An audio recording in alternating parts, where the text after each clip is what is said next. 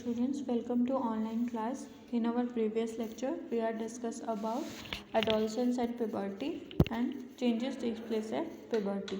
Now our next topic is secondary sexual characters. What are secondary sexual characters? You have learnt in chapter 9 that testes and ovaries are the reproductive organ. They produce the gametes, that is sperm and ova. Last chapter में हमने पढ़ा था कि जो testis और ovary होते हैं क्या है, हमारे रिप्रोडक्टिव ऑर्गन्स हैं. टेस्टिस किसका रिप्रोडक्टिव ऑर्गन है? मेल. एंड ओवरीज है फीमेल का. They produce the gametes, that is sperm and ओवा. ये दोनों रिप्रोडक्टिव ऑर्गन क्या प्रोड्यूस करते हैं? गैमेट्स. ठीक है. टेस्टिस स्पर्म प्रोड्यूस करेगा and ovaries ova. In girls breast begin to develop at puberty and boys begin to grow facial hair. जब प्यूबर्टी आती है तो गर्ल्स की ब्रेस्ट जो है वो डेवलप होने लग जाती है और बॉयज़ के फेस पे हेयर्स आने शुरू हो जाते हैं. That is moustache and bread, मतलब लड़कों की दाढ़ी मूंछ आनी शुरू हो जाती है. As this feature help to distinguish the male from the female, they are called secondary sexual character. ऐसी स्टेज, ऐसे चेंजेस जब हम डिफरेंस कर सकते हैं मेल और फीमेल की बॉडी में, that is called secondary sexual characters. मतलब जिन कैरेक्टर के बेस पे हम डिफरेंस कर सकते हैं एक लड़का और लड़की में, उनको हम क्या बोलते हैं? Secondary sexual characters. Boys also develop hair on their chest. In both boys and girls hair grow under the arms and the region above the thigh or the pubic region. Secondary sexual character के time पे क्या होता है, एक तो मतलब लड़कों के फेस पे हेयर आना शुरू हो जाते हैं, लड़कियों की ब्रेस्ट डेवलप होने लग जाती है, और क्या होता है बॉयज़ के चेस्ट पे हेयर डेवलप हो जाते हैं. ठीक है. और दोनों लड़कियों में और लड़कियों के और लड़कों की अंडर आर्म्स में हेयर आने शुरू हो जाते हैं और प्यूबिक रीजन पे, थाइस के around.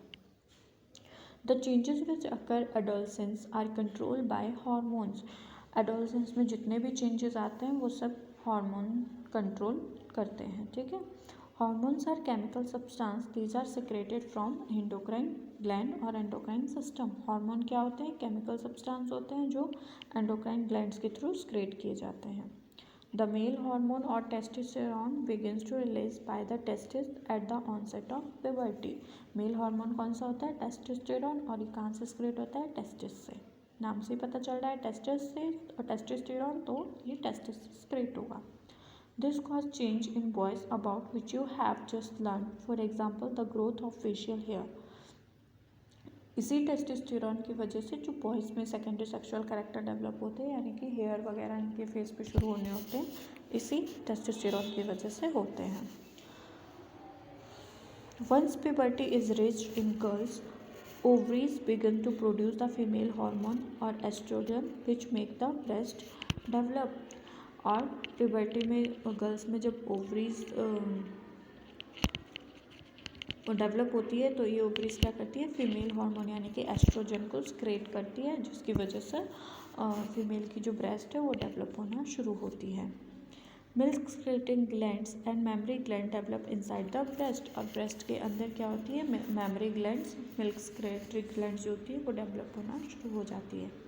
The production of this hormone is under the control of another hormone secrete from an endocrine gland called puberty. और जो बाकी हार्मोन्स का प्रोडक्शन होता है, कंट्रोलिंग होती है, वो किसकी वजह से होती है? पिट्यूटरी ग्लैंड की वजह से. नेक्स्ट आता है हमारा role of hormone in initiating reproductive function. Role of hormone, hormone का क्या रोल होता है? Endocrine gland release hormone into the blood stream to reach a particular part of the body called target site. Endocrine gland से जो भी hormone release होते हैं वो पर्टिकुलर बॉडी पार्ट तक पहुंचते हैं ब्लड की हेल्प से, और उसी पर्टिकुलर पार्ट को हम टारगेट साइट बोलते हैं. The target site respond to the hormone. ये टारगेट साइट जो होती है वो हार्मोन के अगेंस्ट रिस्पॉन्स करती है. There are many endocrine glands और ductless glands in the body. हमारी बॉडी में बहुत सारी एंडोक्राइन ग्लैंड्स प्रेजेंट होती है. The testis and ovaries secrete sex hormones. ये जो टेस्टिस और ओवरी होती है क्या करती है? सेक्स हार्मोन्स को सेक्रेट करती है. You have just learn that these hormones are responsible for male and female secondary sexual character. ये हार्मोन मेल और फीमेल सेकेंडरी सेक्शुअल कैरेक्टर के लिए रिस्पॉन्सिबल रहते हैं. Further, the sex hormones are under the control of hormones from the pituitary gland. The pituitary secretes many hormones, one of which make ova mature in the ovaries and sperm from the testes. ये जो sex hormones होते हैं ये भी किसके control में रहते हैं? पिट्यूटरी ग्लैंड के, ठीक है।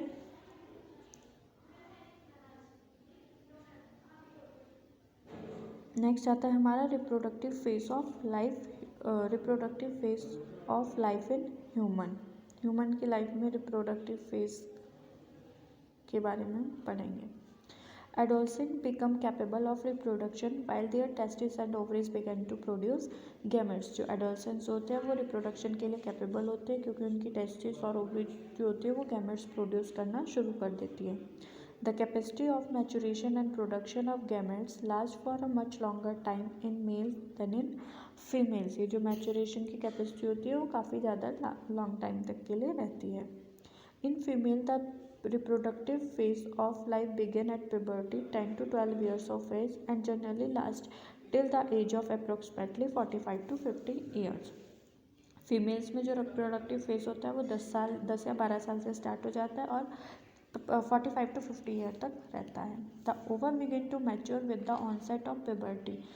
जब भी प्यूबर्टी स्टार्ट होती है उसी के साथ ही ओवा जो होता है मैच्योर होना शुरू हो जाता है। One ovum mature and is release by one of the ovary once about 28 to 30 days. इसका जो पीरियड होता है ओवम मैच्योर होने का और वो ओवरी से रिलीज करेगा वो 28 से 30 दिन का होता है। During this period the wall of uterus become thick so as to receive the egg. In case it is fertilized, it begins to develop.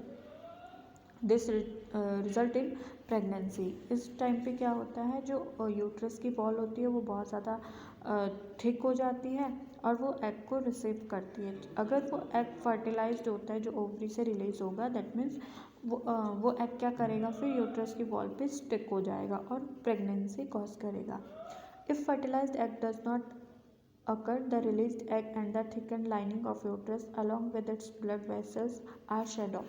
अगर एग फर्टिलाइज्ड नहीं है तो क्या होगा जो लाइनिंग होगी थिक लाइनिंग वो भी और एग भी दोनों रप्चर हो जाएंगे यानी कि वो टूट जाएंगे।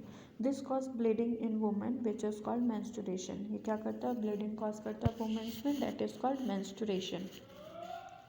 Menstruation occurs once in about 28 to 30 days।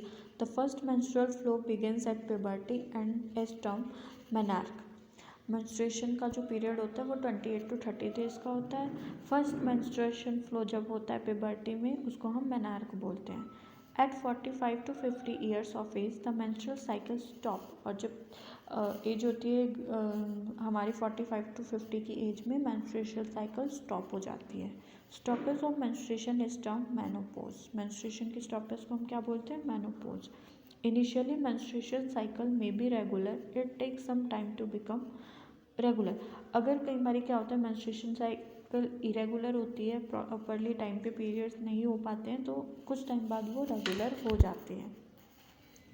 Menstrual cycle is controlled by hormones। The cycle includes the menstruation of the egg, it releases thickening of uterine wall and its breakdown of pregnancy does not occur। In case of egg is fertilized, it begin to divide and then get embedded in the uterus and further development as you have learnt in chapter 9। menstruation cycle जो होती है hormones के through control होती है, ठीक है। menstruation cycle कब होती है जब एग रिलीज करेगी ओवरी तो वो यूट्रस की थिक वॉल के साथ अटैच हो जाएगा अगर वो एग फर्टिलाइज्ड है, ठीक है। अगर एग फर्टिलाइज्ड है तो वो थिक वॉल के साथ अटैच होके आगे डिवाइड हो जाएगा फर्दर डेवलपमेंट के लिए। और अगर एग फर्टिलाइज नहीं है तो वो यूटेराइन थिक यूटेराइन वॉल के साथ रप्चर हो जाएगा। नेक्स्ट आता है how is the sex of the body baby determine. एक बेबी जो न्यूबॉर्न बेबी होता है उसका सेक्स कैसे डिटरमाइन होता है कि वो बेबी बॉय होगा या girl, boy or girl। Inside the fertilized egg or zygote is the instruction of determining the sex of the baby। This instruction is present in thread-like structure called chromosome in the fertilized egg। किसी भी baby का sex determine करने के लिए क्या responsible होते हैं chromosomes. Chromosome thread-like structure होते हैं जो कि फर्टिलाइज्ड एग में ही ये प्रेजेंट होते हैं। Recall from chapter 8 that chromosome are present inside the nucleus of every cell. कहाँ प्रेजेंट होते हैं ये क्रोमोसोम? न्यूक्लियस पे, हर एक सेल की न्यूक्लियस में। All human being have 23 pair of chromosome in the nucleus of their cell.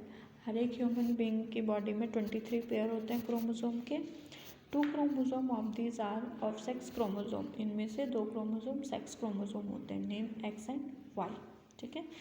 A female has 2 chromosome while male has female has 2 X chromosome while male has 1 X and 1 Y chromosome। Female में क्या होता है? 2 X का pair होता है और mail में एक X होता है और एक Y। The gametes egg and sperm have only one set of chromosome। और जो gametes होते हैं sperm and egg, उनके पास एक ही सेट होता है क्रोमोसोम्स का। The unfertilized egg always had X chromosome. जो अनफर्टिलाइज्ड एग होता है उसमें हमेशा एक्स क्रोमोसोम होता है। But sperm are of 2 kinds, one kind has an X chromosome and the other kind has Y chromosome. लेकिन जो स्पर्म होता है उसके पास दोनों क्रोमोसोम होते हैं, एक एक्स और एक Y. See figure 10.4 when sperm contain X chromosome fertilize the egg the zygote would have 2 X chromosome and develop into female child. अगर स्पर्म का X क्रोमोसोम और when sperm contain X chromosome fertilize the egg. अगर sperm X chromosome को fertilize करता है egg के साथ, egg में तो X क्रोमोसोम है, तो जाइगोट में 2 X क्रोमोसोम बन जाएंगे और वो फीमेल चाइल्ड का बर्थ होगा। If the sperm contributes a Y chromosome to egg. अगर स्पर्म वाई क्रोमोसोम कंट्रीब्यूट करता है एग के साथ तो एक्स वाई का पेयर बनेगा, यानी कि जो बेबी होगा वो क्या होगा? जो बेबी होगा वो बेबी बॉय होगा, क्योंकि वो एक्स वाई का पेयर बन जाएगा। देखो स्पर्म के पास अगर स्पर्म वाई कंटेन कर रहा है तो एक्स वाई का पेयर बनेगा, अगर स्पर्म एक्स कंटेन कर रहा है तो एक्स एक्स का पेयर बनेगा, यानी कि बेबी गर्ल का बर्थ होगा। नेक्स्ट आता है, ना you know that the sex chromosome of father determine the sex of unborn baby. अब आपको पता लग गया होगा कि जो फादर का सेक्स क्रोमोसोम होता है वो डिटरमाइन करता है बेबी के सेक्स को। The believe that the mother is responsible for the sex of her baby is completely wrong and to blame her for this is totally unjustified. कई लोग क्या करते हैं, मदर को ब्लेम करते हैं कि हाँ ये हमेशा लड़की पैदा करती है, या वो सब चीज़ें गलत होती है, क्योंकि फादर का सेक्स सबसे ज़्यादा, फादर का जो क्रोमोसोम होता है वो सबसे ज़्यादा रिस्पॉन्सिबल होता है किसी भी बेबी के सेक्स को डिटरमाइन करने के लिए। ठीक है। नेक्स्ट आता है हमारा hormone other than sex hormone. Sex hormone के अलावा कौन कौन से हार्मोन्स हमारी बॉडी में होते हैं, इसे हम नेक्स्ट क्लास में डिस्कस करेंगे। Thank you.